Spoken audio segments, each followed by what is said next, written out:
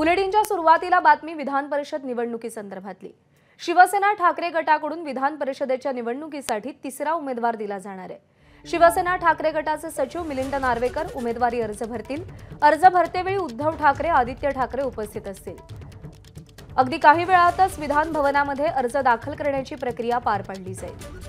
वेदांत नेब आपले प्रतिनिधी सध्या आपल्यासोबत आहेत। वेदांत, खरं तर चर्चा अशी होती की महाविकास आघाडी आणि महायुती बिनविरोध ही निवडणूक करण्याचा प्रयत्न करेल, पण कदाचित तसं होताना दिसत नाहीये।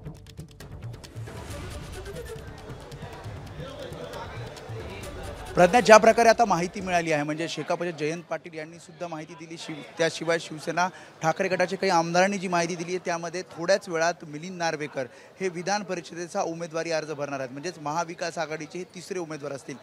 प्रज्ञा सातव, जयंत पाटील आणि मिलिंद नार्वेकर हे महाविकास आघाडीचे 3 उमेदवार असतील। त्याच्यामुळे एकूण उमेदवार आपण जर बघितले तर महाविकास आघाडी आणि महायुतीचे मिळून 12 उमेदवार होतात आणि 12 जुलैला 11 जागांसाठी ही निवडणूक होणार आहे। त्यामुळे एकीकडे बिनविरोध ही निवडणूक होईल का अशा शंका जेव्हा व्यक्त केल्या जात होत्या तेव्हा ही निवडणूक बिनविरोध होणार नाही।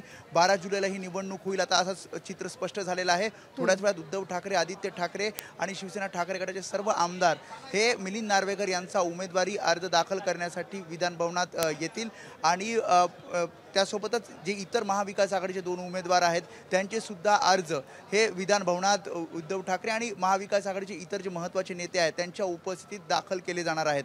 एकूण आपण संख्याबळ बघितलं तर साधारणपणे 63-64 संख्याबळ हे महाविकास आघाडीकडे सध्या आहे आणि 3 उमेदवार जर जिंकून आणायचे असतील तर साधारणपणे 69-70ची मतांची ताकद ही महाविकास आघाडीला आवश्यक आहे। त्यामुळे अपक्ष उमेदवार आणि इतर महायुतीतनं काही उमेदवार इकडे मत देतात का हे आता या निवडणुकीत पाहावं लागणार। त्यामुळे एकीकडे चुरशीची ही निवडणूक होताना आपल्याला पाहायला मिळणार आहे। ठीक आहे, त्यामुळे आता 12 जुलैला नेमकं काय होतं वेदांत हे पाहावं लागेल। निवडणूक बिनविरोध होत नाही हे तर स्पष्ट झालंय।